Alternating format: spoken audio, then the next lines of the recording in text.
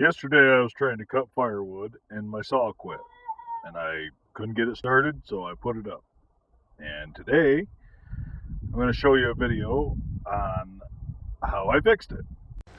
Upon further of investigation, I looked everything over and noticed this wire right here. On the other end of this is a spark plug. Well, I realized that doesn't look right. So if you hook this little wire right in here, now you will have spark. This spark plug wire hooks into the connection there, and it's all set. Put everything back together, fired it up, first try. So if you ever have no connection, no spark, check this wire. Always check to see if it's plugged in first.